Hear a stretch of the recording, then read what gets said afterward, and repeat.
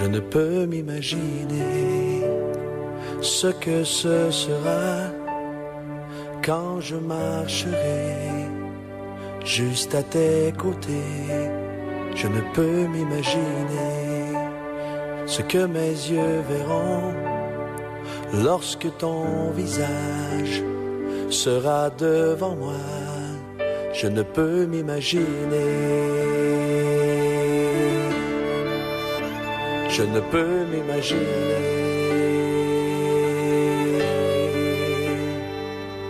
Entouré par ta grandeur, mon cœur va-t-il frémir? Danserai-je pour toi, mon Jésus?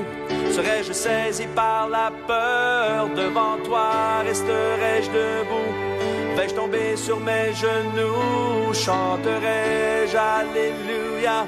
Est-ce que je pourrais te parler? Je ne peux m'imaginer. Je ne peux m'imaginer.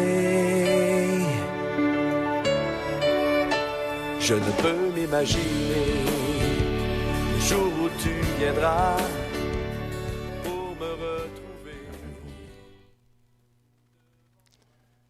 Bienvenue ce matin encore dans notre émission hebdomadaire, cette étude en langue française qui vous parvient du centre de Porto Alegre au Brésil. Nous sommes l'église pentecôtiste des Assemblées de Dieu Ministère Restauration. Nous sommes situés à l'avenue Farrapos, au numéro 312. Notre pasteur président est le pasteur Humberto Chimitufiera. Nous sommes chargés de cette émission que présente chaque samedi le département d'appui aux étrangers qui viennent dans notre église. Ils ne sont pas laissés pour compte. Et je suis votre serviteur, le pasteur Hubert. Je vous accueille dans le nom du Seigneur Jésus-Christ. Notre leçon sera la leçon numéro 15 qui est intitulée « Suggestion en raison de facteurs spirituels ». Nous avons vu en raison des facteurs matériels, suggestion en raison des facteurs matériels, en raison des facteurs spirituels, mais qui concernent les choses spirituelles en tant que telles. Et aujourd'hui, la suggestion fraternelle qui concerne les choses, notre interrelation avec les autres, largement avec nos frères, nos sœurs en Christ, mais aussi qui n'ignorent pas l'aspect que nous sommes dans le monde et tout le monde n'appartient pas au Seigneur dans le vrai sens du mot. Avant de continuer, j'aimerais prier et recommander ces moments au Seigneur. Notre Seigneur et notre Père, nous te bénissons ce matin. Nous nous approchons de toi avec tout notre cœur, voulant, Seigneur, nous soumettre à toi d'esprit, d'âme et de corps, étayant seulement dans notre vision, la vision de notre cœur, nous nous laissons à toi et nous te demandons, notre Père, étant notre Créateur et disposant de tous les leviers pour nous donner d'être focalisés sur toi ce matin, tant à mon niveau qu'au niveau de toutes téléspectateurs qui suivent maintenant ou qui suivront après.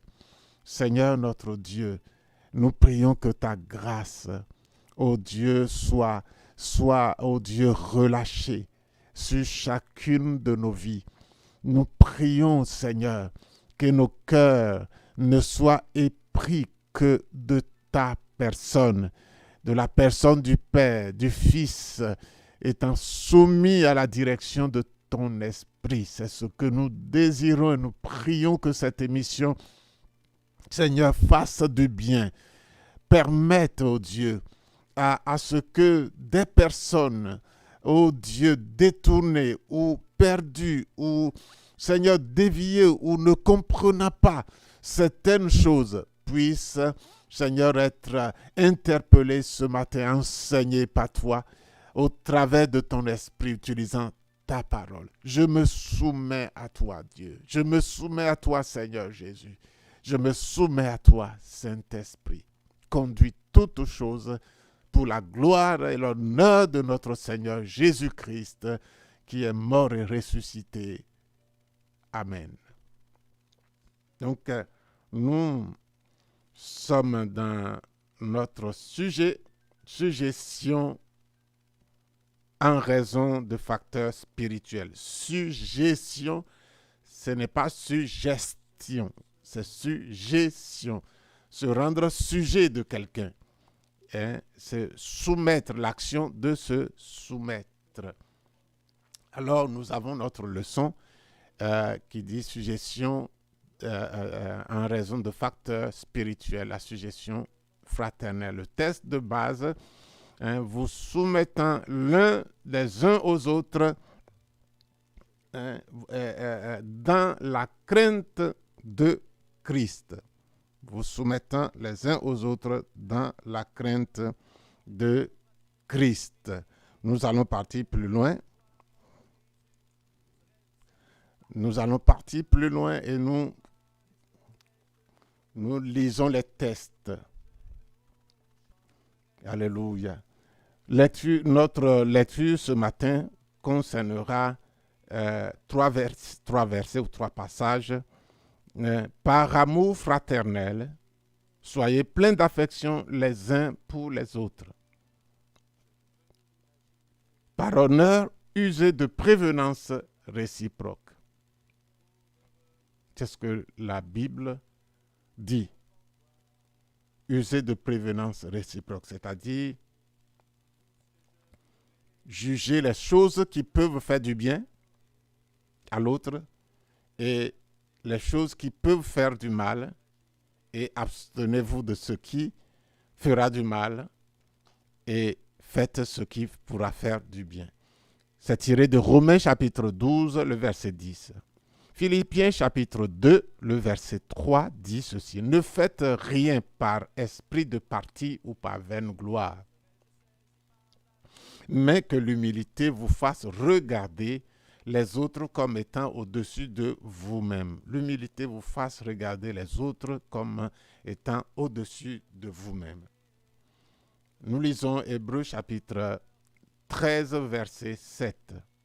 Obéissez à vos conducteurs et ayez pour eux de la déférence, c'est-à-dire du respect, du respect, de l'amour, car il veille sur vos âmes comme devant en rendre compte, qu'il en soit ainsi afin qu'il le fasse avec joie et non en gémissant, ce qui ne vous serait d'aucun avantage.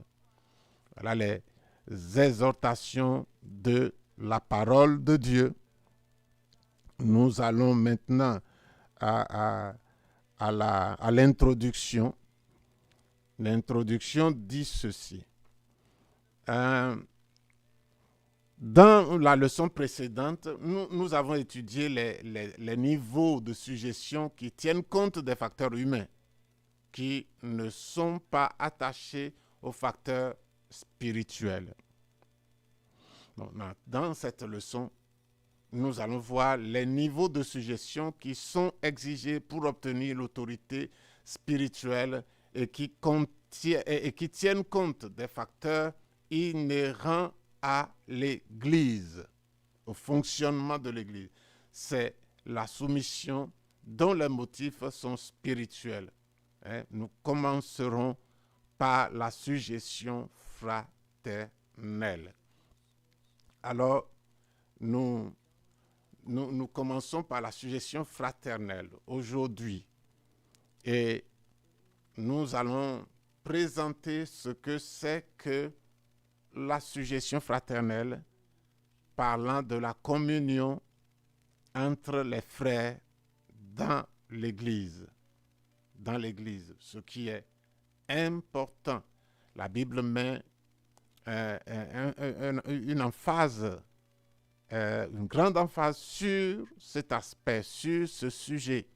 Les versets que nous avons lus nous disent, nous permettent de comprendre combien sérieux est ce thème de suggestion fraternelle dans laquelle nous développerons notre soumission, où nous parlerons sur notre soumission les uns aux autres.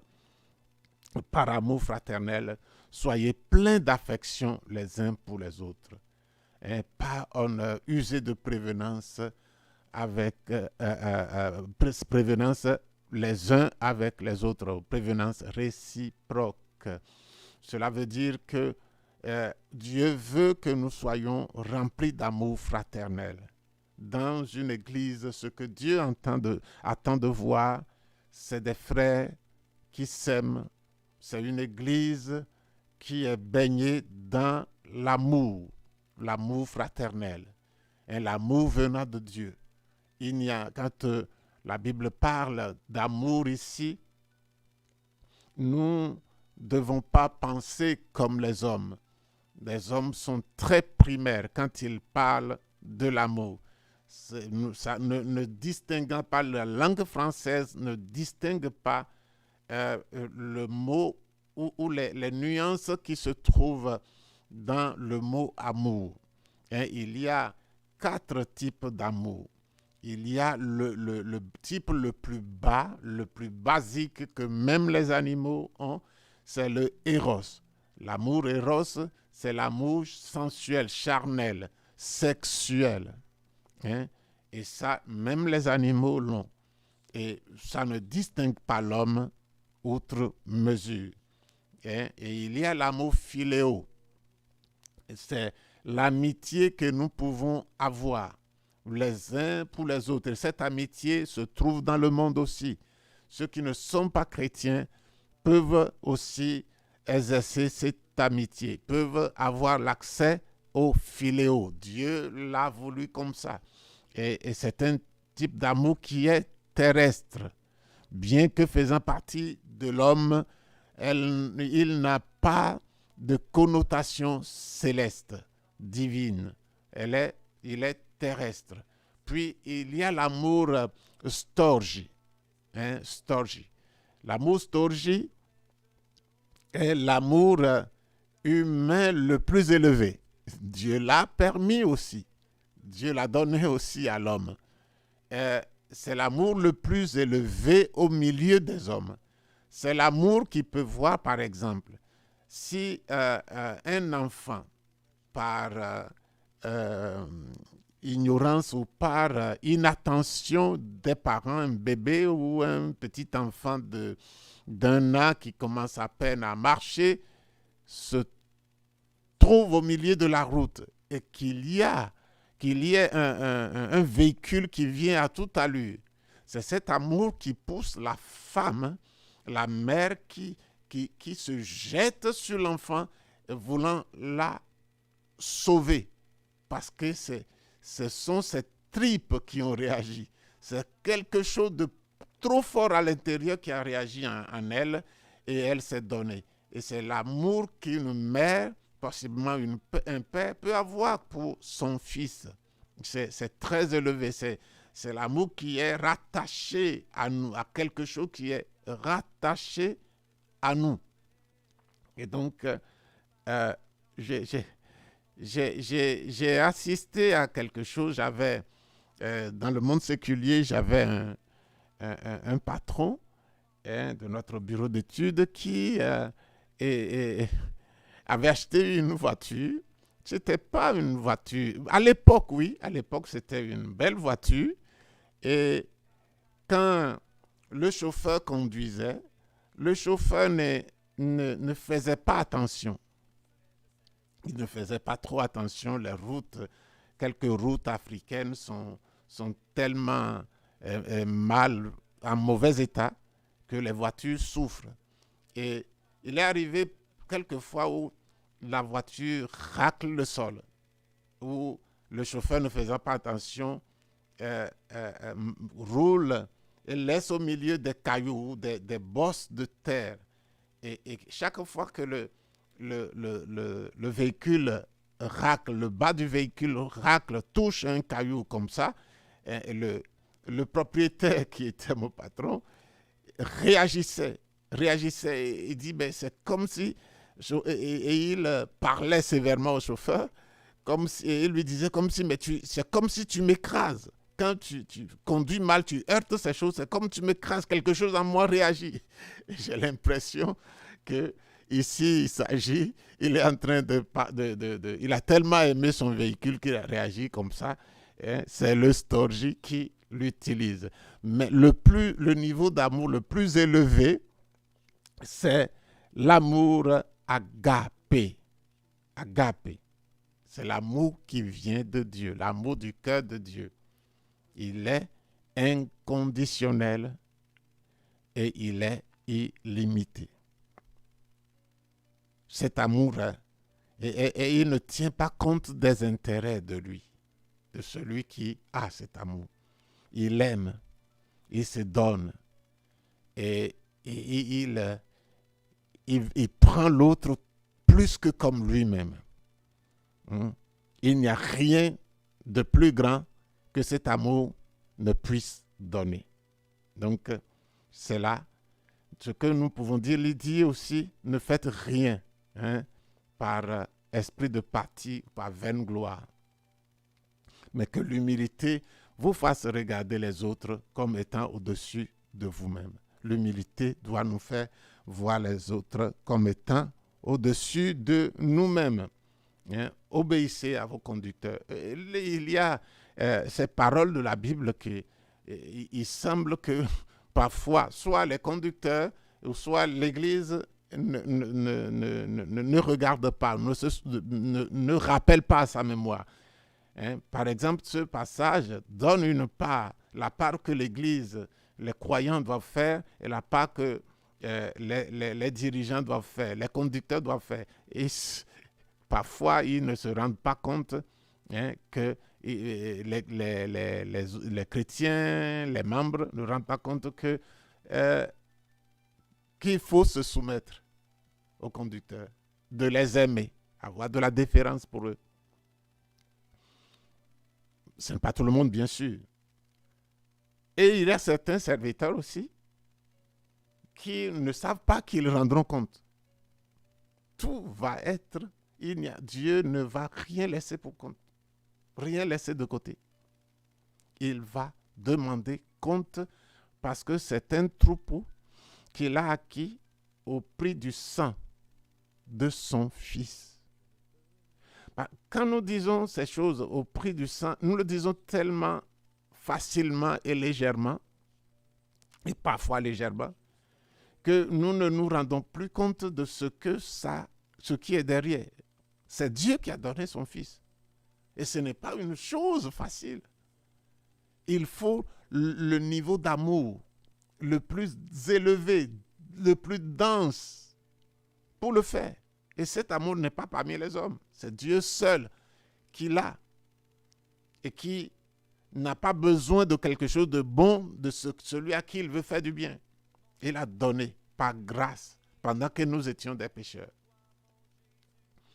Et donc, Dieu demandera compte quand il a racheté une église à un si grand prix. Il ne laissera pas l'église être malmenée par quelqu'un qui se dit serviteur et qui ne prend pas compte ou qui ne prend pas soin des brebis du Seigneur qui l'a racheté.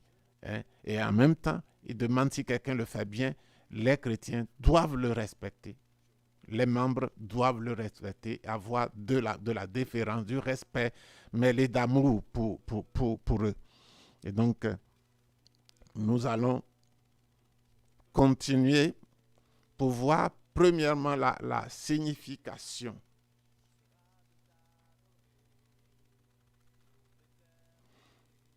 Voilà. En grand 1, la soumission fraternelle est le devoir que nous avons à nous soumettre l'un à l'autre dans le corps de Christ. C'est un devoir. En considérant que l'Église est un corps, aucun membre n'est indépendant des autres. Il existe une relation d'interdépendance entre tous. C'est pour cette raison que Dieu a donné « Soumettez-vous les uns aux autres dans la crainte de Dieu ». Se soumettre à un frère, c'est respecter ses manières. Écoutez bien, se soumettre à un frère, c'est respecter ses manières de faire, ses façons de penser et de vivre, y compris ses faiblesses. Et non, ce n'est pas ce qui nous plaît, en le faisant pour l'amour de son âme, celui que nous aimons. Donc, je veux dire que dans l'amour, dans ce que Dieu nous dit, l'amour nous permettra de nous soumettre les uns aux autres.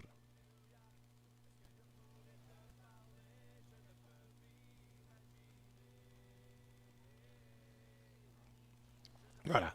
L'amour nous permettra de nous soumettre les uns aux autres. Et cet amour doit être à un niveau que nous devons parvenir à aimer les frères, à nous soumettre à un frère, malgré que ses manières ne sont pas pour nous, ne sont pas nos manières, malgré que sa façon de vivre est différente, malgré que nous voyons en lui des faiblesses et que nous pouvons avoir des choses, des avis contraires, la Bible nous dit de nous soumettre, d'aimer un tel frère. Pourquoi? Parce que notre vie est une vie commune. Elle sera commune au ciel. La terre, l'Église sur terre, n'est qu'un détachement au niveau physique de l'Église du ciel. Et Dieu veut que nous arrivions au ciel même après avoir appris à vivre ensemble ici. La foi, l'amour pour Dieu, le service de Dieu, nous l'apprenons ici. C'est ce que nous ferons au ciel. Et donc, quand nous apprenons tout ici, nous pouvons pratiquer là-bas. C'est pourquoi Dieu dit que nous devons nous séparer du péché ici. Et nous en donne les capacités. Alors, en apprenant à nous séparer du péché ici, nous serons déjà dans l'attitude qui se trouve être l'attitude des anges. N'oublions pas que nous prions très souvent cette prière en demandant au Seigneur que ta volonté soit faite sur la terre ou dans nos vies. La volonté de Dieu n'est pas faite sur la terre systématiquement, mais Dieu veut qu'elle s'étende sur la terre. À partir d'où? À partir de l'Église. Et l'Église commence à partir de qui? À partir de moi. Et donc la volonté de Dieu soit faite sur la terre comme au ciel. Et nous devons, nos habitudes, notre dévotion, la manière dont nous vivons ensemble, doit être calquée sur ce qui se fait au ciel, comme au ciel. Et donc, c'est pour cela que Dieu nous donne toutes ces instructions maintenant. Et alors, nous pouvons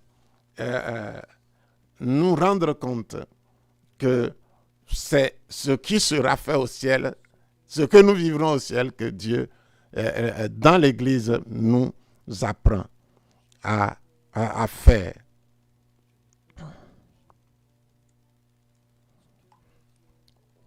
nous avons au rang 2 la pratique de la suggestion fraternelle. Et dans cette pratique de la suggestion fraternelle, nous avons le petit 1, surmonter la question des différences et des inégalités. Deuxièmement, nous avons la disposition à honorer. Disposition à honorer les autres. Et troisièmement, nous avons les armes, les 4 armes pour conquérir la suggestion fraternelle. Et ces armes sont l'humilité, la douceur, la longanimité, l'amour.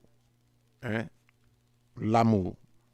Et donc, ce sont ces choses que nous devons apprendre afin de pouvoir rendre pratique dans nos vies la suggestion fraternelle. Alors, quand nous nous soumettons les uns aux autres, nous arrêtons de penser à nous-mêmes comme une priorité. Parce que mon bien-être est soumis au bien-être de mon frère. Rien ne se fait dans la pensée que nous sommes seuls. Mon bien-être dépend du bien-être de mon frère.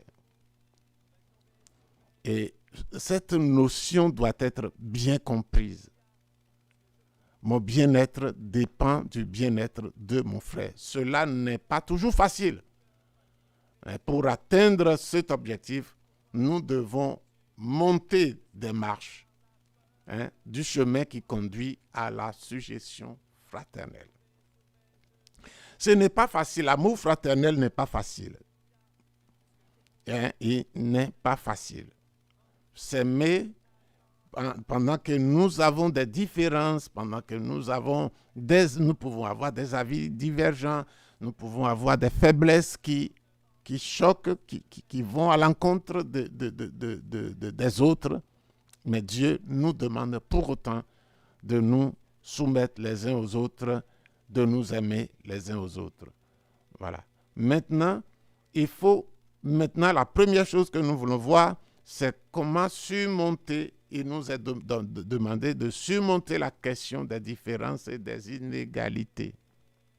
Il y a des différences. Il y a des inégalités. Inégalités à tout niveau. Inégalité au niveau matériel qu'on peut avoir. Inégalité au niveau de l'éducation. Inégalité au niveau même de l'âge spirituel, de la maturité spirituelle. Il y a beaucoup d'inégalités dans l'Église. Il y a des différences. Il ne faut pas se le cacher. L'être humain a des difficultés pour gérer les différences, les inégalités. Nous sommes toujours attirés par les similitudes.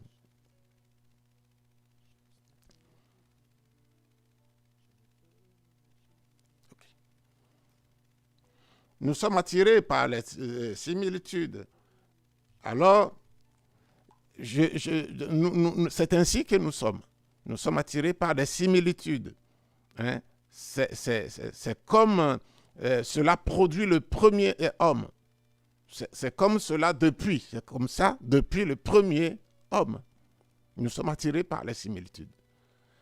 Par exemple, quand Dieu a donné Ève à Adam, il n'a pas été impressionné ni par sa féminité, ni par ses cheveux, ni par sa peau satinée, ni par ses seins, ni par littéralement le sexe différent, ni par sa beauté, sa délicatesse. Adam n'était pas attiré par ces choses-là. Ces choses qui étaient des différents de lui.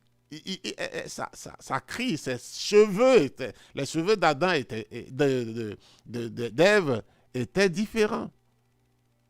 Ses seins la rendaient différente. Sa forme était différente. Et probablement ses yeux étaient différents. Mais Adam n'était pas, elle était un peu plus délicate. Sa démarche était différente. Mais Adam n'était pas attiré par ces choses. Hein? Il était attiré, il était émerveillé par les similitudes. Il a dit, cette fois, celle-ci est ma chair de ma chair, os de mes os. C'est ce qui les unissait, qu'il a vu. Il ne voyait pas ce qui les rendait différents. Dieu savait ça. Hein?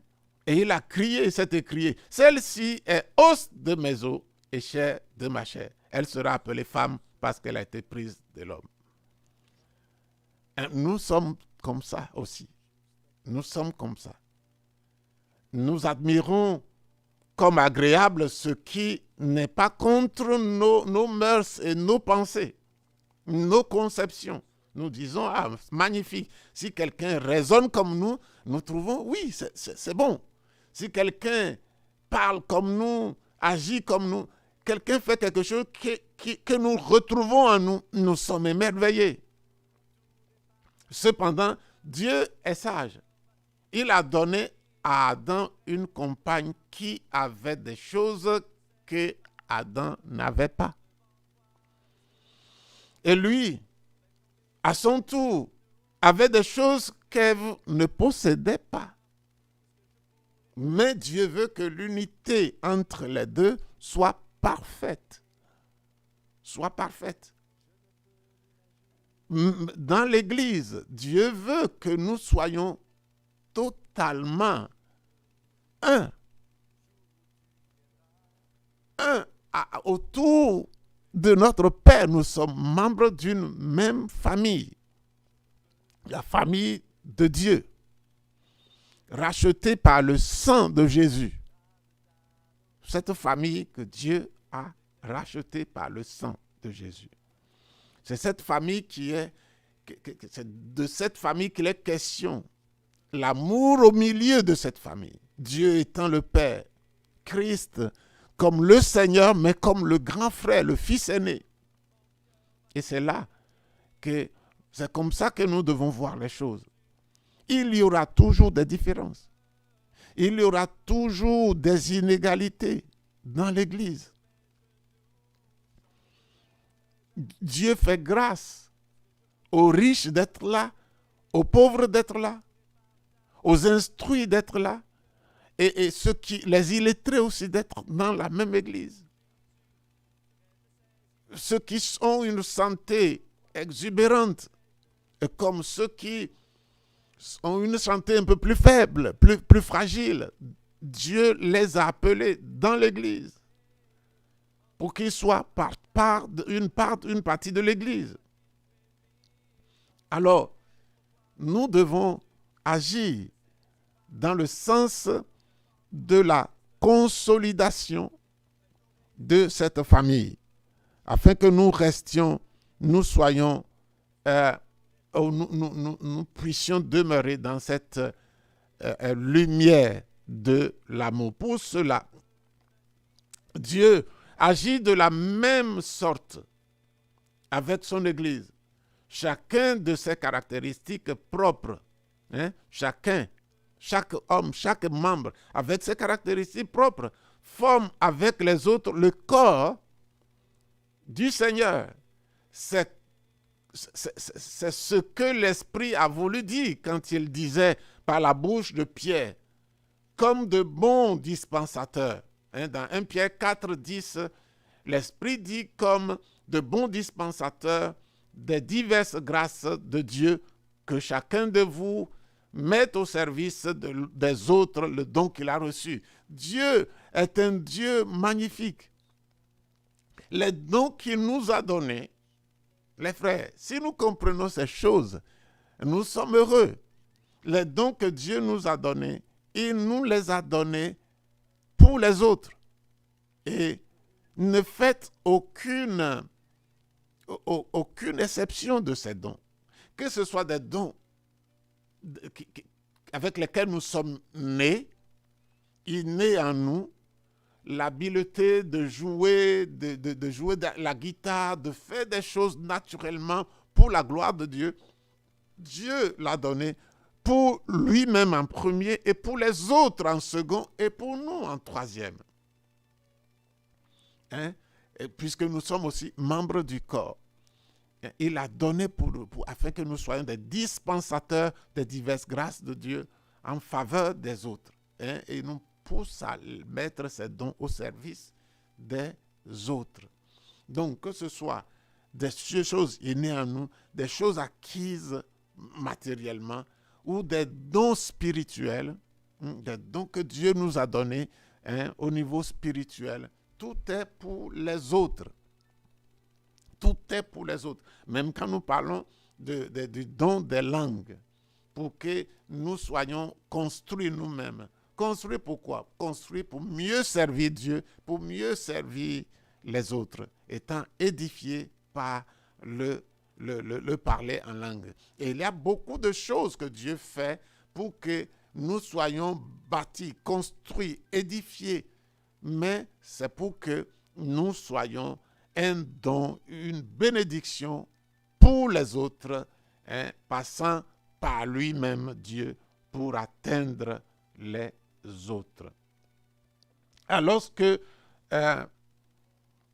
c'est pour cela, frères et sœurs, c'est pour cela qu'au lieu au lieu que tout le monde fasse la même chose que nous devons obéir à la recommandation de Colossiens chapitre 3, le verset 13, qui dit « Supportez-vous les uns les autres, et si l'un a sujet de se plaindre de l'autre, pardonnez-vous réciproquement.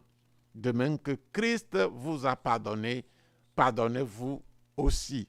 De même que Christ vous a pardonné, pardonnez-vous aussi. » Et pour cela, nous sommes demandés à ce que nous puissions accepter l'autre. Et s'il y a une raison de se plaindre, passer un coup d'éponge sur cette raison, parce que, premièrement, nous avons été pardonnés. Nous avons reçu le pardon pour pardonner. Ce n'est pas seulement pour rester à notre niveau, reçu pour être donné, comme nous recevons l'amour de Dieu pour le donner ensuite. Alors, pour participer à l'amour fraternel, il nous faudra parvenir à accepter les autres, qu'ils soient différents de nous, meilleurs que nous, ayant des défauts que nous n'avons pas. Dieu nous demande de nous aimer les uns les autres. Il faut surmonter la question de la différence et des inégalités. Si nous n'arrivons pas à surmonter cette question, nous aurons des problèmes dans notre relation avec Dieu. Et nous ne croîtrons pas. Et ce n'est pas une bonne chose. Et aujourd'hui, peut-être que votre croissance a des limites, montre des faiblesses, montre des limites, parce qu'il y a peut-être entorse à cette règle. Vous n'acceptez pas certaines personnes. Vous ne vous donnez pas pour certaines personnes. Les dons que vous avez, vous les retenez pour vous ou vous les utilisez d'un moyen détourné. D'une manière détournée.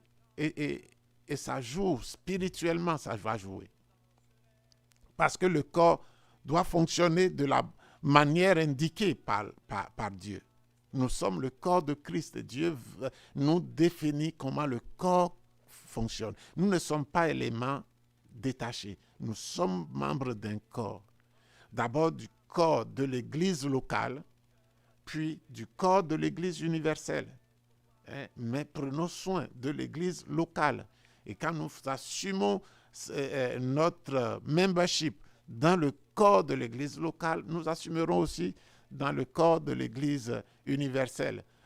parce que c'est plus facile quand on se déplace de sa localité pour aller dans une localité, et puis on rencontre les nouveaux chrétiens pour la première fois ou pour la seconde fois où nous sommes en voyage, nous arrivons dans une église pour faire notre culte le dimanche, on est heureux, les gens sont heureux de nous voir. Mais si cet amour est vrai, ça va continuer, mais s'il n'est pas vrai, après quelques semaines ensemble, oui, ça va commencer à montrer ses faiblesses.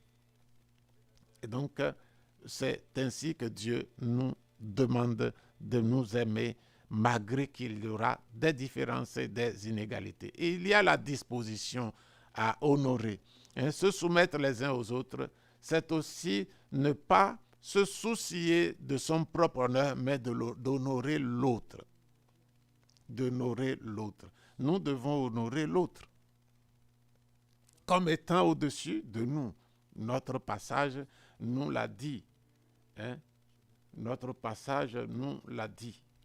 Dans Philippiens 2:3, il nous a dit de voir les autres comme étant au-dessus de nous. La pensée biblique est claire.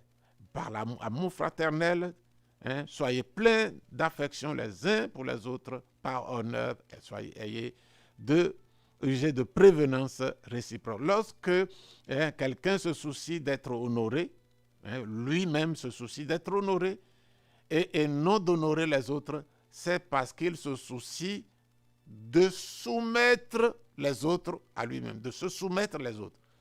Non pas de se soumettre aux autres, mais de se soumettre les autres, de mettre les autres en dessous de lui. Cela est de l'orgueil. Cependant, celui qui veut être investi d'autorité spirituelle, puisque nous sommes en train d'étudier la suggestion qui nous conduira à l'autorité spirituelle sur les puissances des ténèbres, une autorité qui nous est nécessaire. Il y a des gens qui pensent que quand on est chrétien, de facto, nous avons cette autorité. Non, nous n'avons pas cette autorité de facto. Si nous ne respectons pas les Écritures, si nous ne nous soumettons pas au Seigneur, si nous ne nous soumettons pas les uns aux autres, comme le Seigneur nous a dit, et si nous nous soumettons les uns les autres, si le mari aime sa femme, si la femme est soumise à son mari, toutes ces choses font partie. Et c'est en ce moment que nous recevons l'autorité spirituelle, pour empêcher l'action de l'ennemi contre notre vie. Alors, devons être prêts, pour que nous arrivions à cela, nous devons être prêts à honorer nos frères, plutôt que de vouloir être honoré. Le meilleur chrétien, c'est celui qui ne s'occupe pas de son honneur, qui honore les autres, et les autres vont l'honorer aussi, parce qu'on récolte ce qu'on a semé. C'est une loi spirituelle.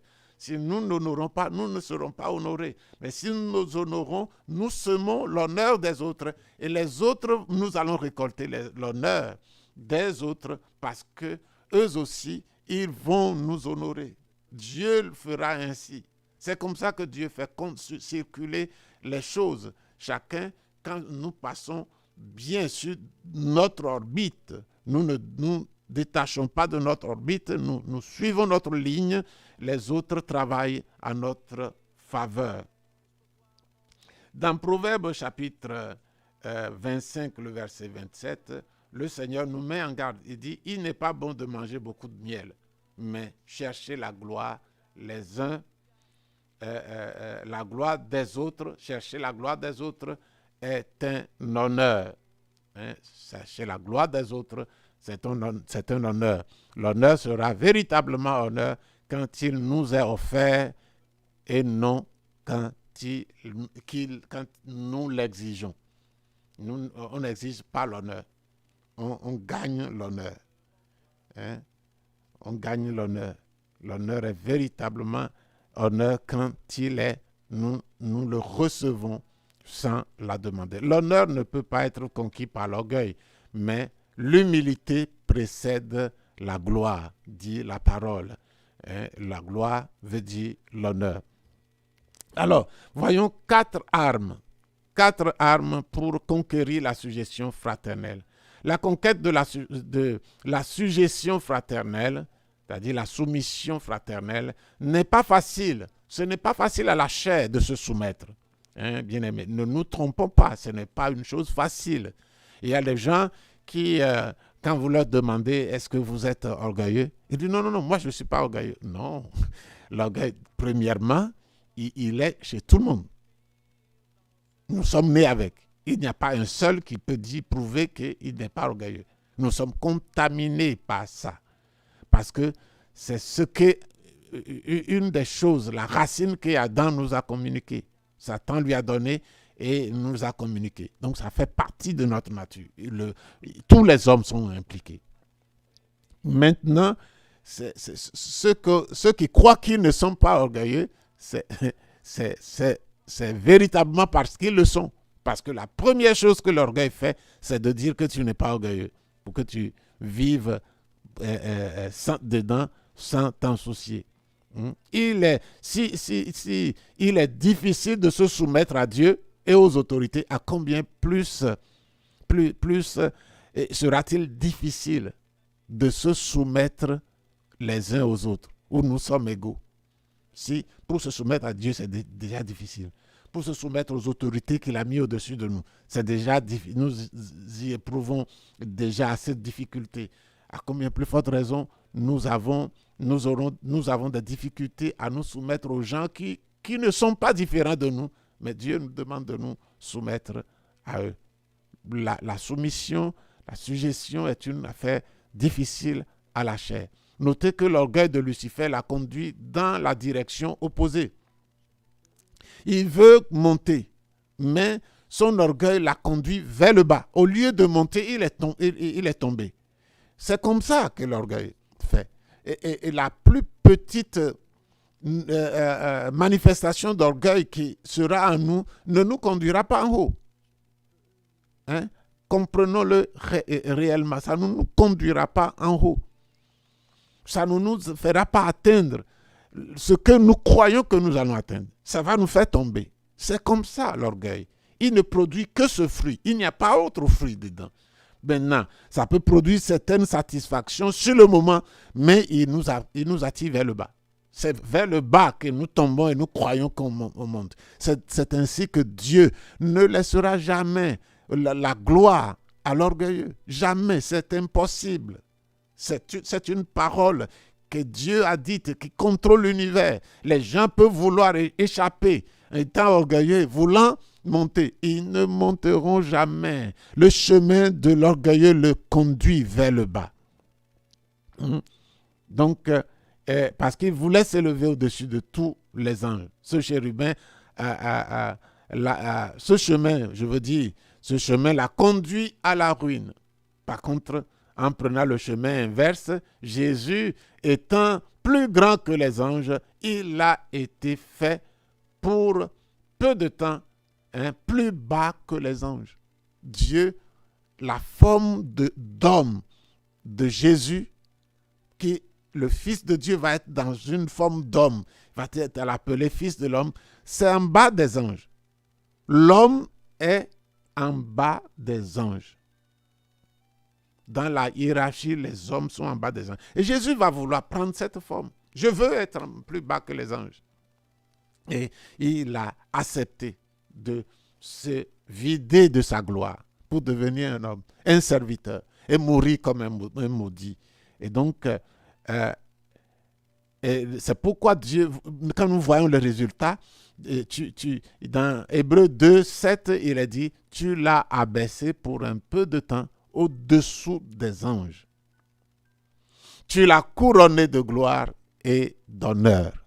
Après, quand il s'est abaissé, il a été couronné de gloire.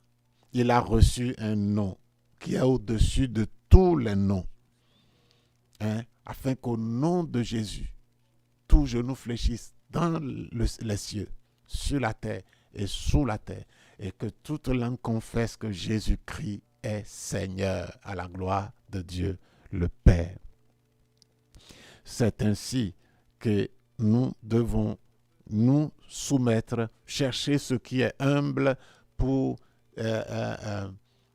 que nous agissions selon Dieu, que nous marchions dans l'humilité. Hein.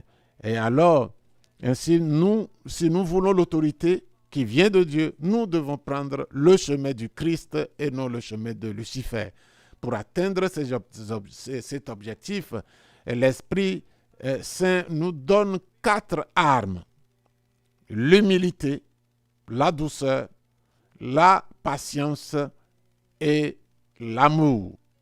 Parlant de l'humilité, grâce à l'humilité, nous serons prêts à reconnaître nos fautes. Et d'autre part, nous serons toujours ouverts à comprendre et à reconnaître les qualités des autres. Remarquez ce qui est dit dans Philippiens chapitre 2, le verset 3. Nous reprenons ce passage. Ne faites rien par esprit de parti ou par vaine gloire, mais que l'humilité vous fasse regarder les autres comme étant au-dessus de vous-même. L'humilité reconnaît les autres. Et d'abord que nous n'avons pas la latitude de juger, nous prenons l'autre que Dieu met devant nous, dans l'Église, l'autre qui est membre du corps de Christ. Dieu l'a accepté. C'est lui qui l'a mis, ce n'est pas nous. Il nous demande de l'aimer, il nous demande de nous soumettre à lui. Un corps qui est corps ne se met pas en guerre contre elle-même. Et les maladies auto-immunes sont des maladies qui généralement n'ont pas de remède. Parce que les maladies auto-immunes, c'est le corps qui attaque le corps. Par des procédés, un processus, le corps attaque le corps. Donc, Dieu nous demande d'être humbles. L'humilité nous fera regarder les autres comme étant au-dessus de nous. Il est parlé de la douceur. La douceur fera que nous aurons toujours des mots doux. Un chrétien palabreux, ça ne doit pas exister. Un chrétien qui parle durement ne doit pas exister. Parce que Dieu nous a donné la douceur comme un fruit, une facette du fruit de l'esprit.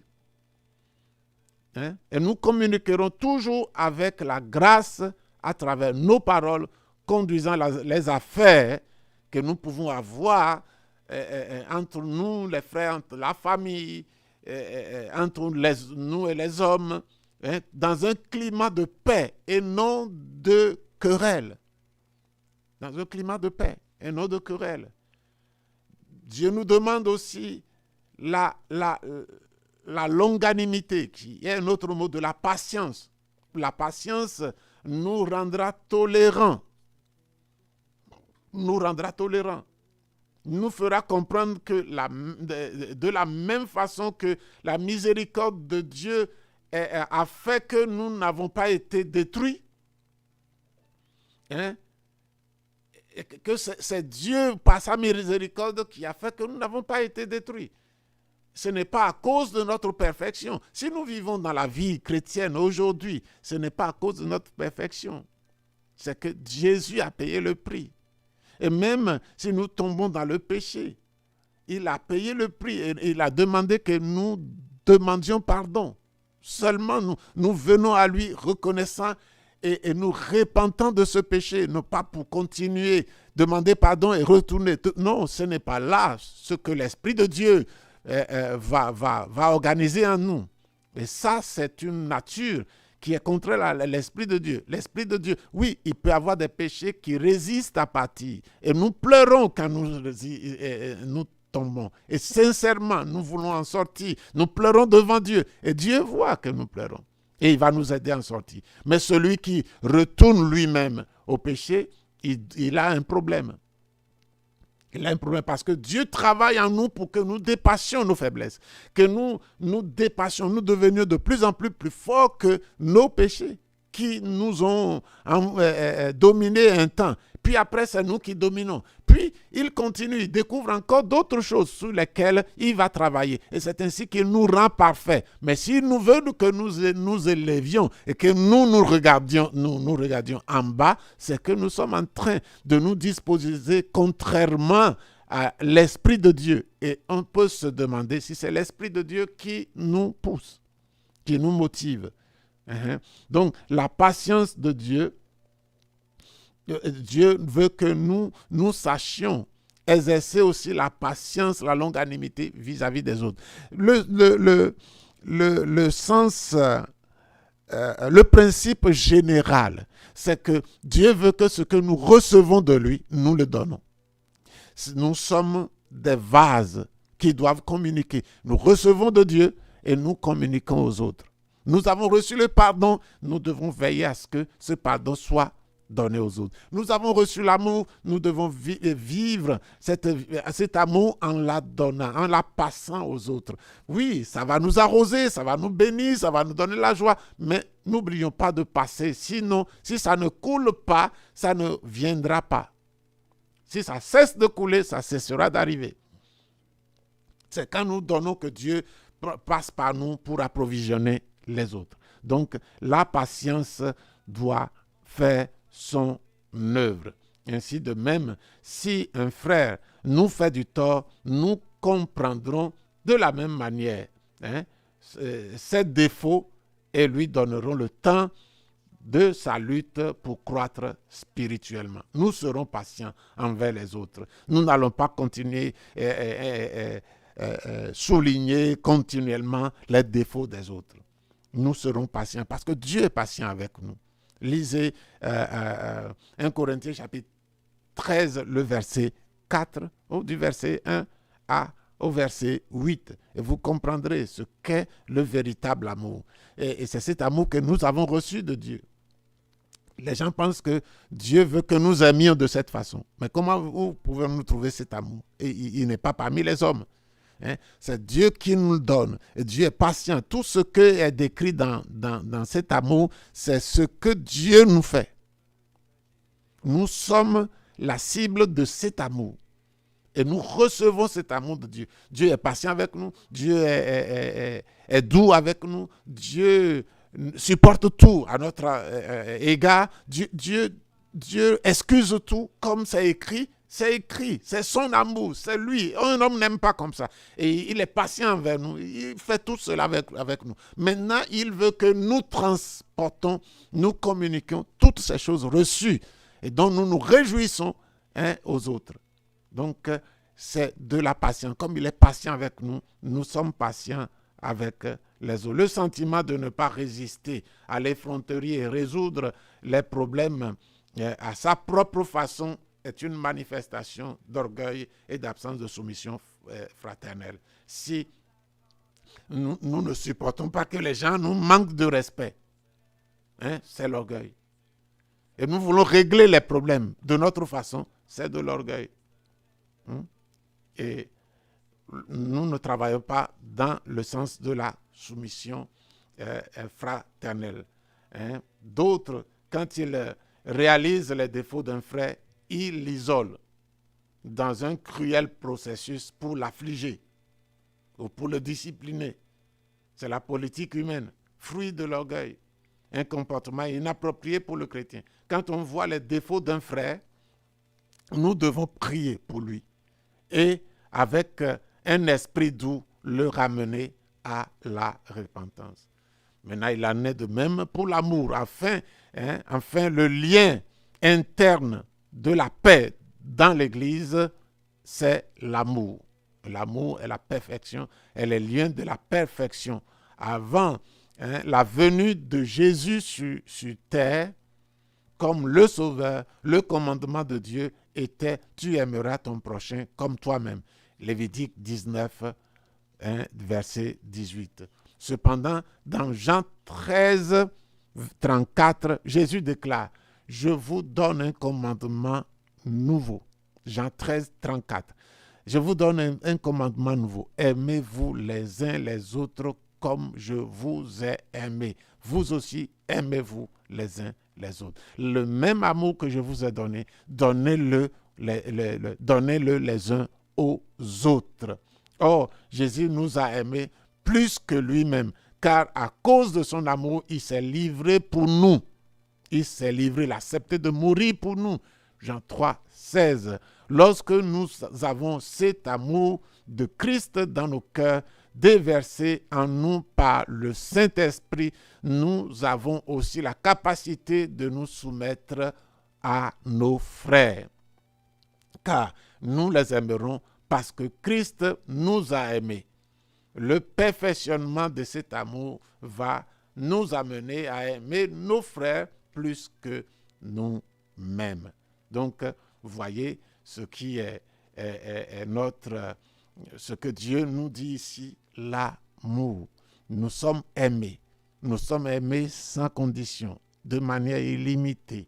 Et Dieu veut que nous soyons un canal de cet amour. L'Église est un lieu où le caractère de Dieu doit prévaloir. Le caractère de Dieu doit prévaloir.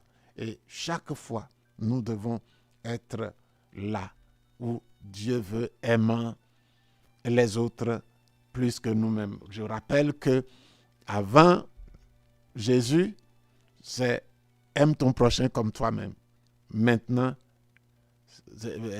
Jésus nous dit aimez-vous les uns les autres comme je vous ai aimés. Et comment Jésus nous a aimés? Il nous a aimés en mettant notre vie en priorité. Il nous a aimés plus qu'il s'est aimé. Il s'est donné plus qu'il s'est donné pour nous. Il n'a pas fait cas de sa vie. Et vous direz, Jésus a fait ça parce que il savait qu'il allait ressusciter. Mais fais ça parce que tu sais que Dieu va te bénir. Parce que un jour, tu vas ressusciter aussi en faisant ça. Quand tu mourras, tu vas ressusciter comme Jésus. Tous ceux qui aiment les autres plus qu'eux-mêmes ressuscitent. Jésus le premier. Et toi, ensuite. Donc, n'arrête pas le courant d'amour que tu as reçu.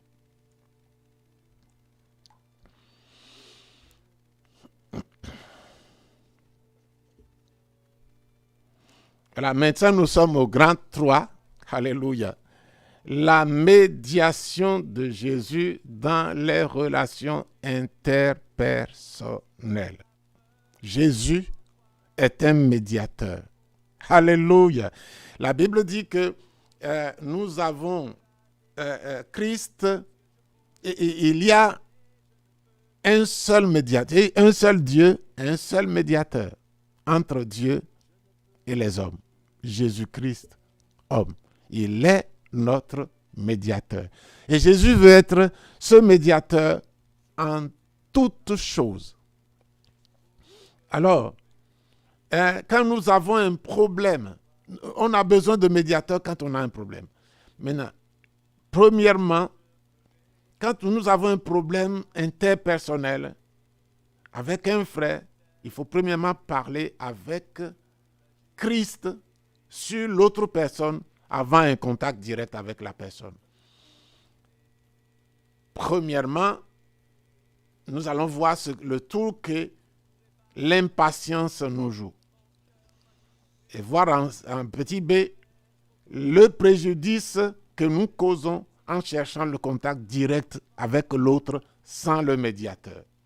Petit c, nous verrons Christ au centre de la relation. Quand nous mettons Jésus, la place de Jésus, c'est au centre de notre relation interpersonnelle, parce que c'est lui qui a fait que nous sommes connus. Dès la médiation dans les relations familiales. Puis, ce que nous allons discuter maintenant s'arrête là. Nous continuerons dans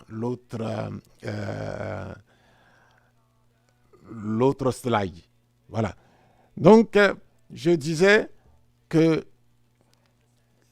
la Bible nous dit dans Éphésiens chapitre 2, le verset 14, dans la Bible Louis II,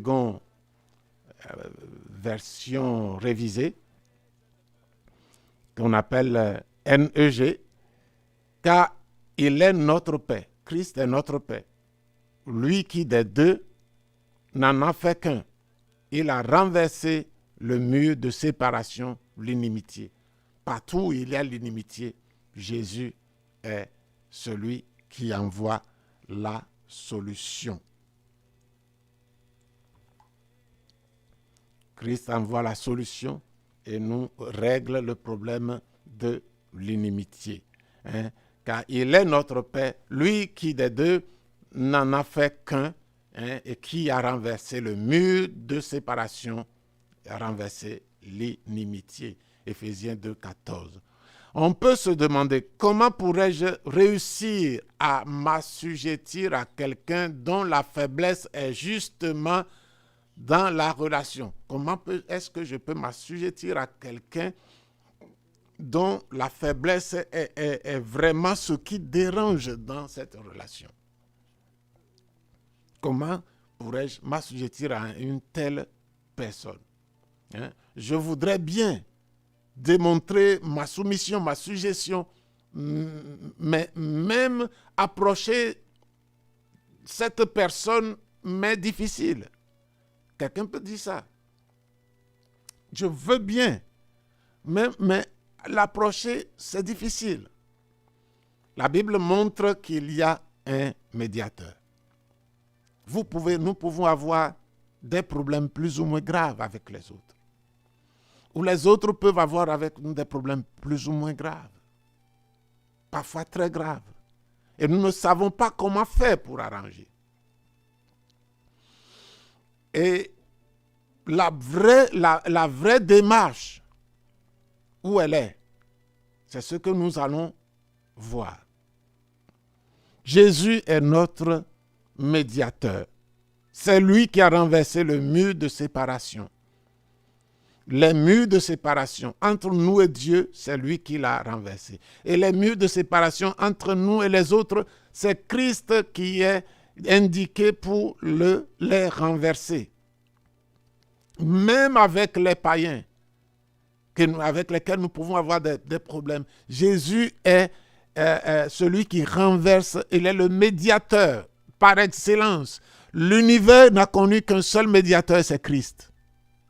C'est Christ. Et il est un expert dans la médiation. Il est parvenu à faire la médiation, une médiation réussie, formidablement réussie entre les hommes, entre Dieu et les hommes. Une guerre la plus terrible, la plus difficile, un problème le plus insolvable qu'il ait eu dans le monde, dans l'univers. C'est la guerre du péché où l'homme s'est frontalement opposé à Dieu et Dieu s'est détourné totalement de l'homme. Mais Jésus est parvenu à réconcilier Dieu avec les hommes. Et il a fait de manière parfaite, de manière que l'homme n'a plus rien à faire. Il a seulement à accepter cette médiation. Et quand nous avons un problème de relation, Jésus est la seule ressource, personne indiquée comme médiateur pour nous aider. Nous pouvons subdiviser le processus en deux moments. Premièrement, lorsque nous parlons à Christ sur l'autre personne. Deuxièmement, quand nous parlons directement avec la personne, quand nous sommes orientés et autorisés par le Seigneur. Nous aborderons ces deux pas comme suit. Maintenant, nous avons dans la médiation, il y a une partie que nous allons consacrer au Seigneur. C'est la première partie, parler de la personne au Seigneur et attendre, puis le Seigneur va nous répondre et va nous orienter pour que nous allions voir cette personne. Maintenant, parler avec Christ sur la personne avant un contact direct. Nous devons plus parler de l'autre à Christ que de parler de Christ à l'autre personne dans ce premier moment. Nous aborderons quelques aspects de cette phase. Mais au lieu d'aller voir la personne directement et parler de lui, parler à elle, en utilisant les paroles de Christ, la Bible, mieux vaut, la Bible nous conseille d'aller voir premièrement le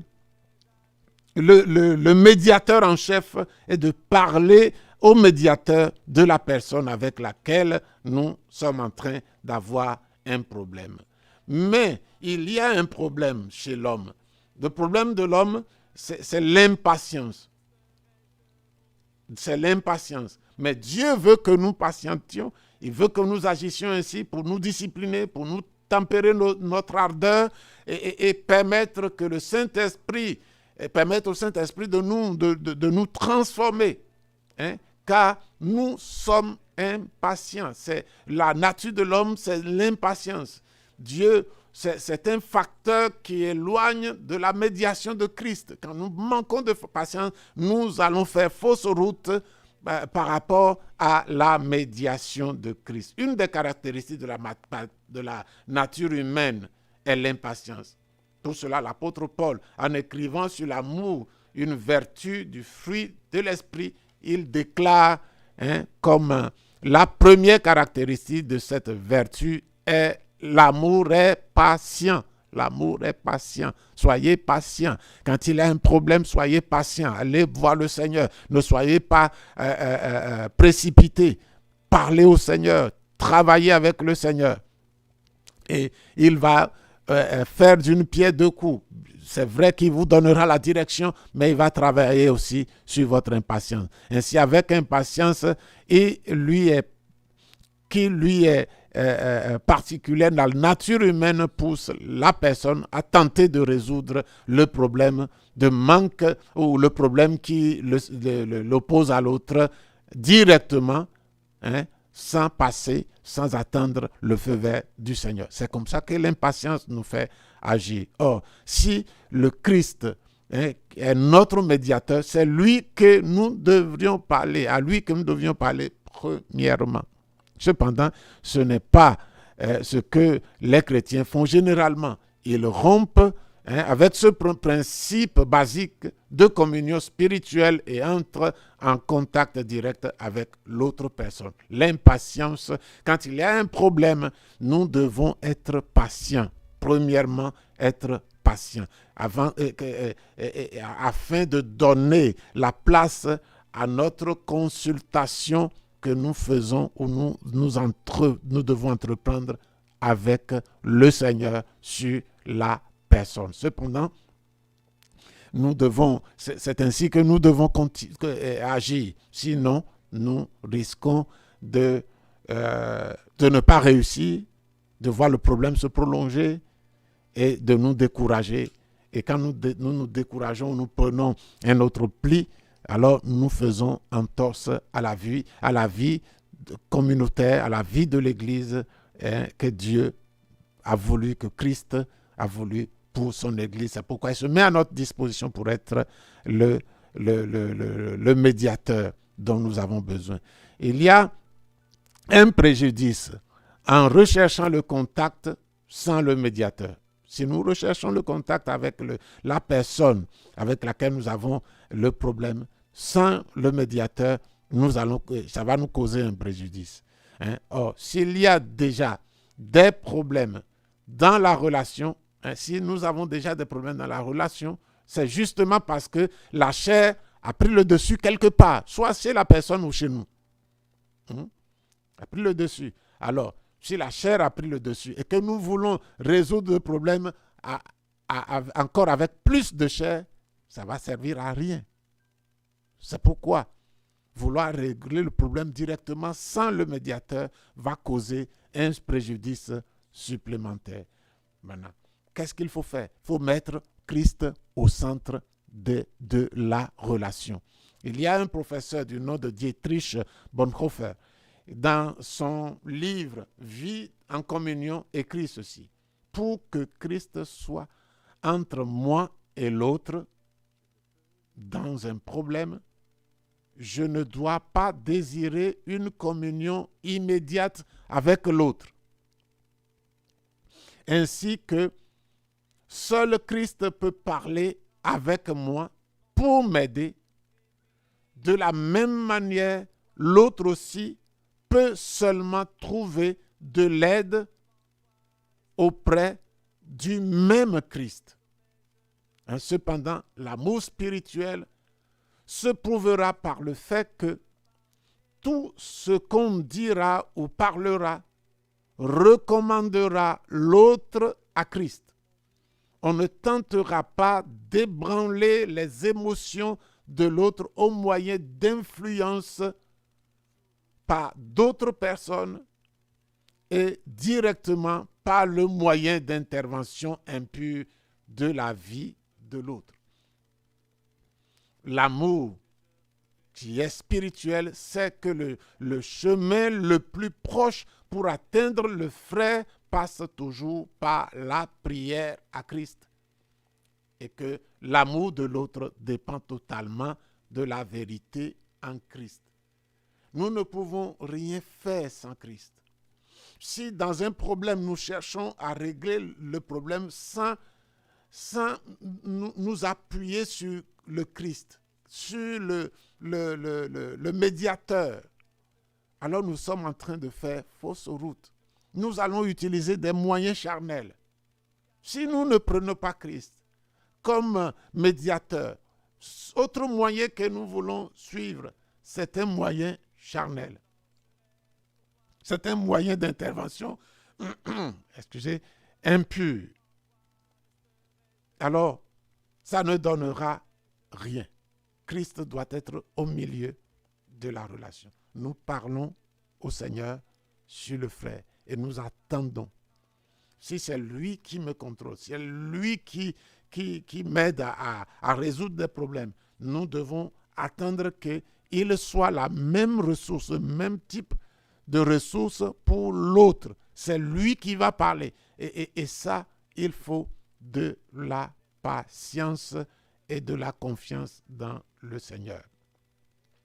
Maintenant, dans les relations familiales, la médiation dans les relations familiales, même dans les relations familiales, quand survient quelques problèmes relationnels, nous devons éviter le contact direct, même dans la relation familiale, entre mari et femme, entre femme et mari, femme et enfant, mari et enfant, parents et enfants, enfants et parents, ou d'autres membres de la famille plus élargie.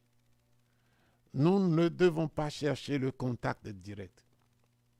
Il y a problème, il y a situation difficile. Quand la chair a pris le dessus dans un de ses membres de la famille. Vous savez, quand il y a un problème, c'est que la chair a pris le dessus quelque part. Chez les deux parties, ou chez un des parties. La chair a pris le dessus. Alors, quand la chair prend le dessus dans un des membres de la famille, dans lequel, peu importe combien on en parle, quand la chair a pris le dessus, peu importe combien on en parle, la question restera non résolue. Elle restera non résolue. Mais Malachie a prophétisé que de nos jours, le Seigneur désire être aussi médiateur des questions familiales. Le Seigneur dit expressément qu'il ramènera, Malachie 4, 6, il ramènera le cœur des pères à leurs enfants et le cœur des enfants aux pères, de peur que je ne vienne frapper le pays d'interdit. Dieu a promis, le Seigneur a promis lui-même de ramener le cœur des enfants, des pères aux enfants et le cœur des enfants aux pères. Alors, une bonne conversation peut résoudre des problèmes ponctuels, mais quand Dieu agit, il transforme les deux cœurs en un seul cœur. N'est-ce pas merveilleux que nous permettions au Seigneur Jésus que le Seigneur, qu'il soit le médiateur aussi dans les questions familiales? Évidemment qu'il y a des cas où l'autre personne peut s'endurcir contre l'action divine. Dieu peut être en train de travailler et l'autre personne peut s'endurcir. Dans ces cas, si Jésus ne résout pas, alors ce problème ne sera-t-il pas prétentieux de penser que nous pouvons le résoudre? S'il y a un problème que Jésus ne résout pas, qui peut résoudre ce problème? Qui peut résoudre ce problème? Personne ne peut résoudre. Personne ne peut résoudre ce problème. Donc, nous avons maintenant, nous continuons la médiation de Jésus dans les relations interpersonnelles, la suite, et nous voyons maintenant le contact direct avec l'autre personne. Maintenant, le temps est venu d'avoir un contact direct avec l'autre personne quand Jésus nous donne l'autorisation. Il y a le soin de maintenir Christ devant. Il y a le contact avec les personnes non chrétiennes. Il y a aussi le contact avec des personnes chrétiennes.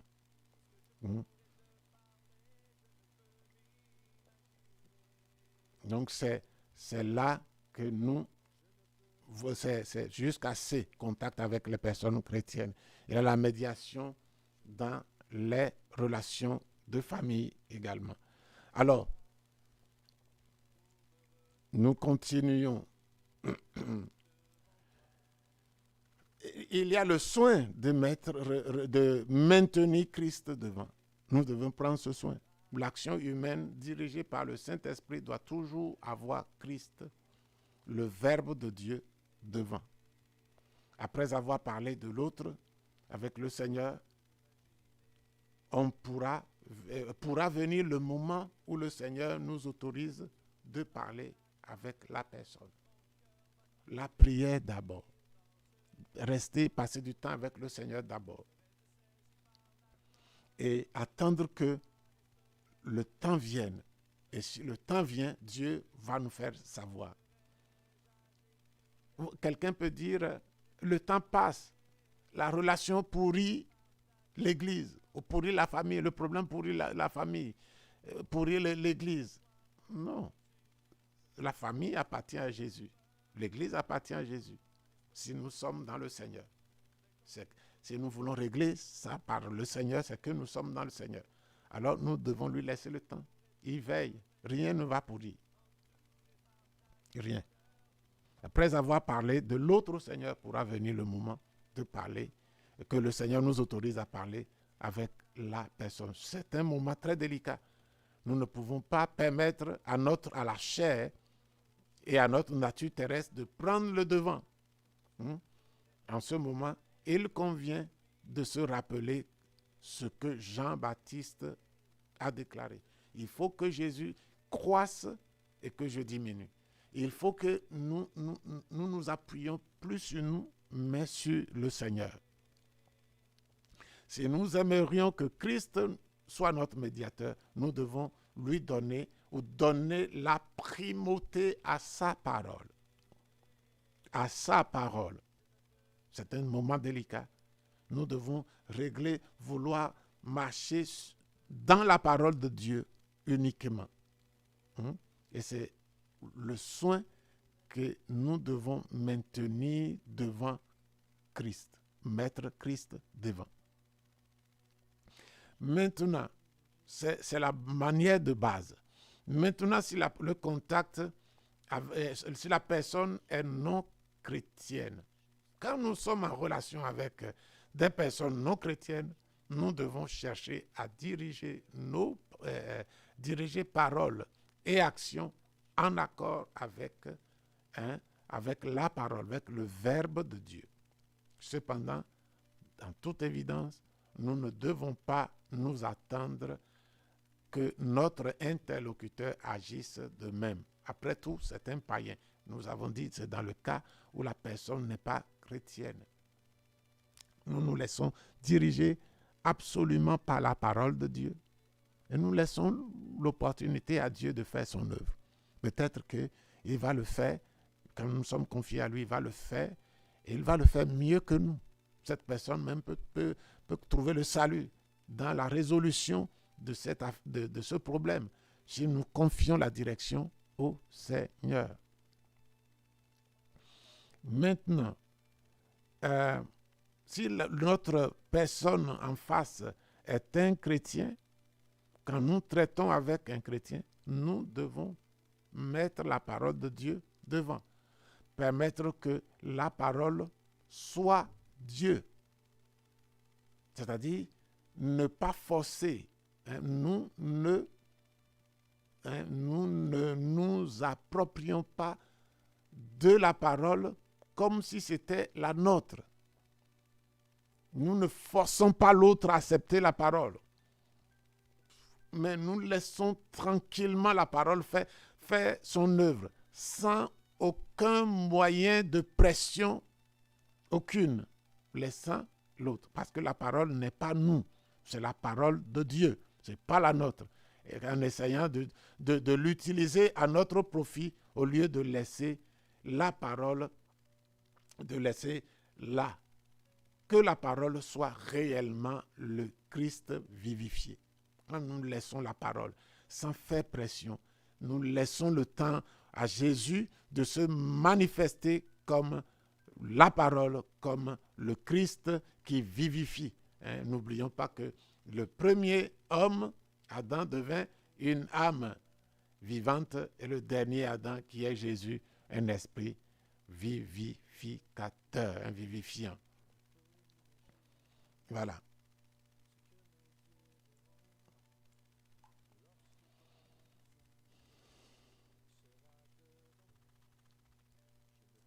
Voilà, nous avons maintenant l'action de la parole vivifiée par le Saint-Esprit.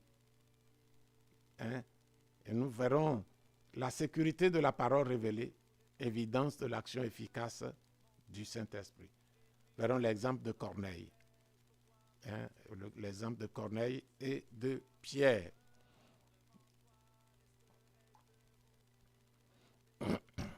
Ici,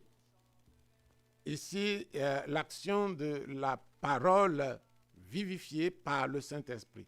Quand nous agissons comme ça, comme nous ne forçons pas la parole, nous avons prié et nous, maintenant, avec l'autre, nous laissons la parole faire son œuvre. Alors, la parole va être vivifiée par le Saint-Esprit. Et la sécurité de la parole révélée est une évidence de l'action efficace du Saint-Esprit. Le professeur Bonhoeffer, comme nous avons cité plus haut, et qui fut tué par la police nazie pour sa foi, a écrit dans le même livre déjà cité que le chrétien conduit par le Saint-Esprit et non par la nature terrestre ira à la rencontre de l'autre avec la claire parole de Dieu, disposé à le laisser seul. Il est disposé à laisser l'autre seul, avec la parole, seul, pour un moment plus ou moins long, avec cette parole, laissant cette personne à nouveau libre pour que Christ agisse en lui. Il respectera les limites de l'autre, placées entre nous par Christ, et trouvera avec lui la complète communion en Christ, l'unique qui nous lie et qui nous unit. Laissons la parole. Vous savez, quelquefois nous allons dans certaines réunions de réconciliation avec beaucoup de défauts. Nous n'avons pas consulté le Seigneur, nous l'avons consulté très sommairement et nous voulons avoir des résultats. Ou bien, nous allons dans la réunion et nous disons, nous avons 30 minutes pour arriver à la bonne solution, pour prendre des décisions. C'est nous qui réconcilions ou c'est Christ qui réconcilie?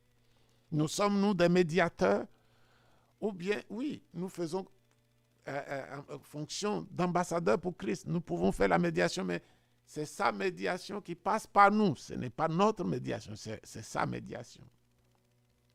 Et nous devons lui laisser le temps qu'il veut prendre. Et donc, nous ne devons pas entrer dans une réunion, un processus de réconciliation avec des temps définis. Ce n'est pas nous qui définissons le temps que ça va prendre, c'est lui qui définit. Cependant, si Jésus n'est pas devant, s'il ne vivifie pas la parole, les arguments bibliques seront de simples arguments qui seront renvoyés.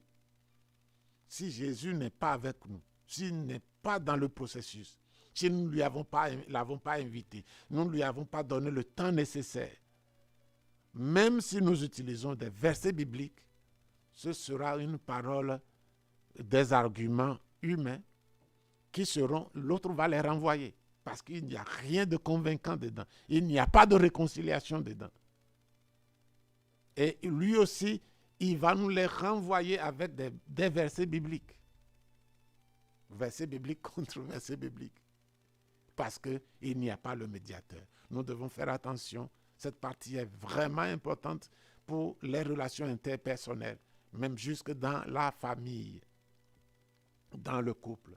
L'exemple de Corneille et de Pierre. Revenant à l'exemple de l'absence totale d'affinité. Les Juifs et les gentils n'ont pas d'affinité. Ils n'ont pas d'affinité. Ils sont comme des ennemis naturels. Il convient ici de se rappeler de ce qui s'est passé avec les deux hommes, Corneille et Pierre. L'homme,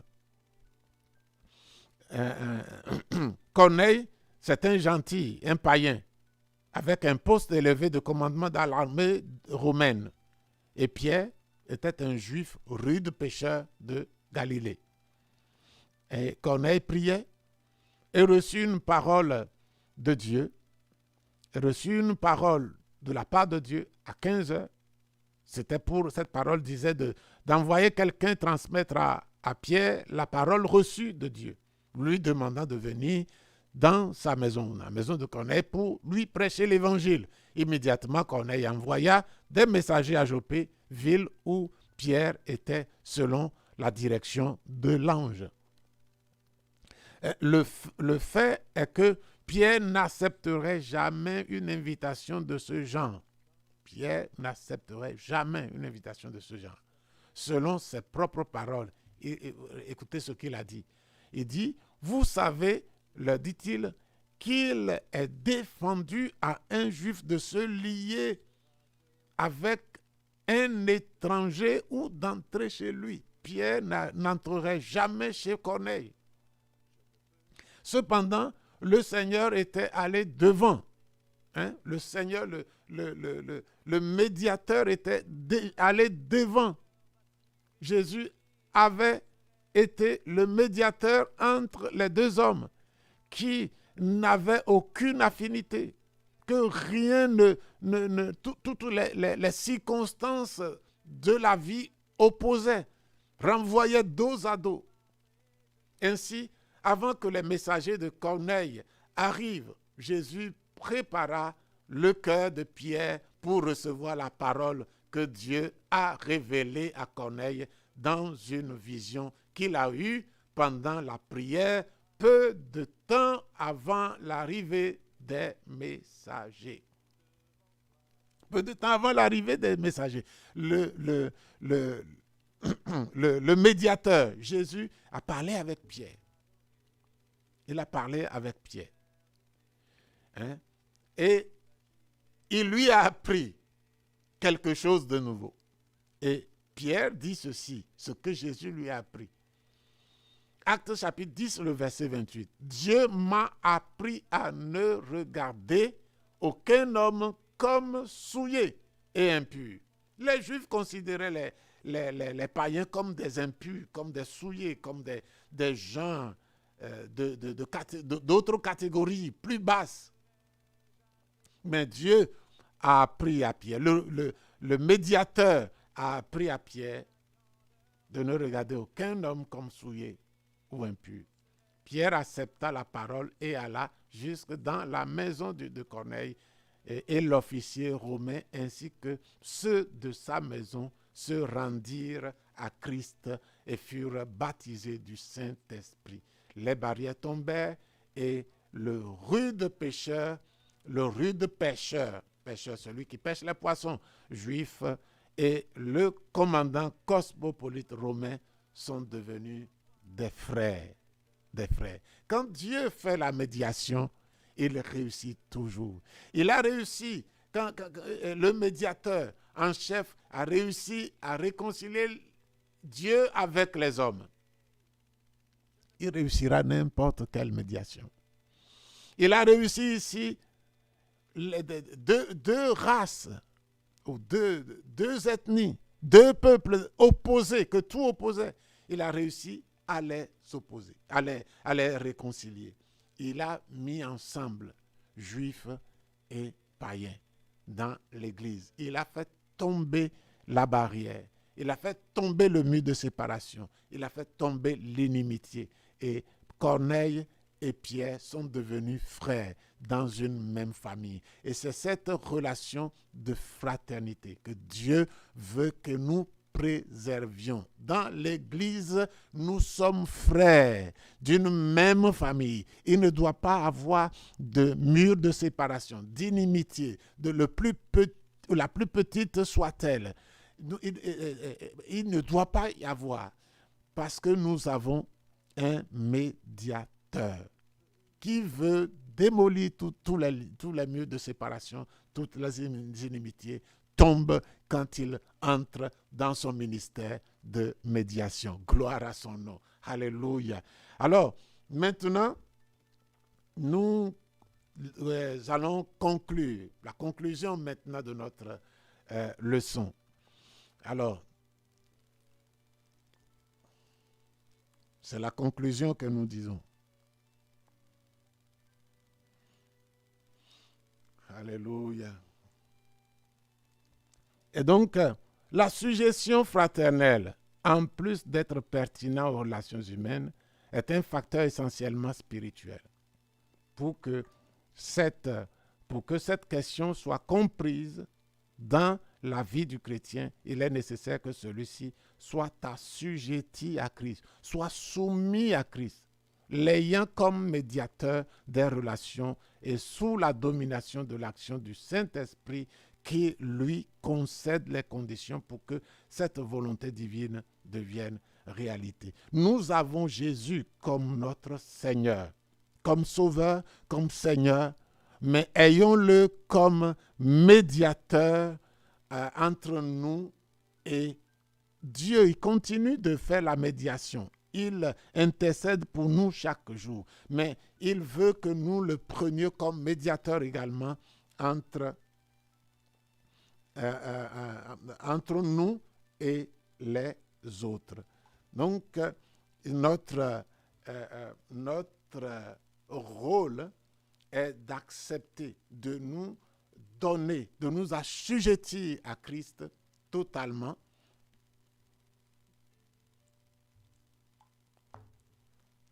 À Christ totalement et de vivre pour lui accepter sa médiation sur notre vie. Alors il pourra jouer ce médiateur entre nous et notre famille, entre nous et l'Église, puis entre nous et les autres hommes qui ne soient pas de l'Église. Nous avons un médiateur. Alors nous sommes heureux et soumettons-nous à lui et il fera la médiation. Nous disons merci au Seigneur. Notre Seigneur et notre Père, nous te rendons toute la gloire, te bénissons. Tu es ce médiateur qui a payé de ta vie pour nous réconcilier avec le Père. Tu es Seigneur et tu veux être ce médiateur entre nous et les frères. Tu nous au sein de notre famille, avec les frères, Seigneur, avec l'Église, en sorte qu'il n'y ait pas de barrière, qu'il ne s'érige aucun mur de séparation, aucune inimitié. Tu veux qu'il y ait la paix. Tu veux que, Seigneur, toutes les conditions de ton amour soient établies. Et que tu sois le chef de l'Église, mais aussi son médiateur.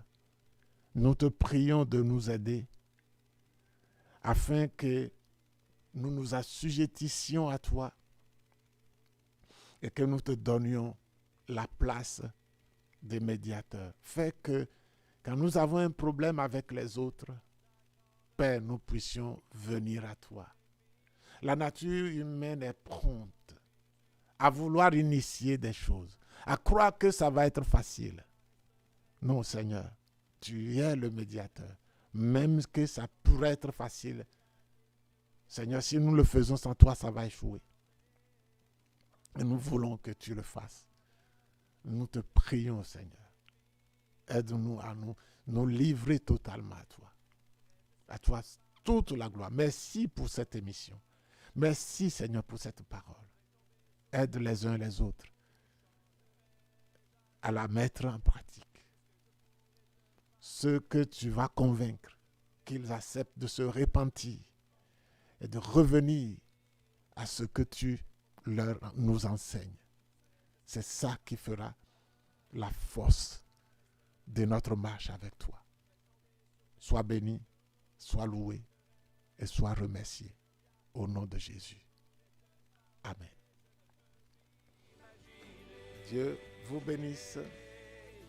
À samedi prochain. Je ne peux m'imaginer. Je ne peux m'imaginer. Je ne peux m'imaginer. Je ne peux m'imaginer. Je ne peux m'imaginer. Je ne peux m'imaginer.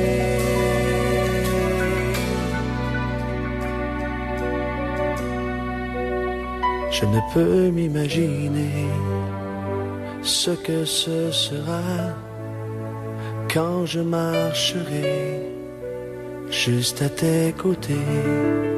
Je ne peux m'imaginer. Je ne peux m'imaginer.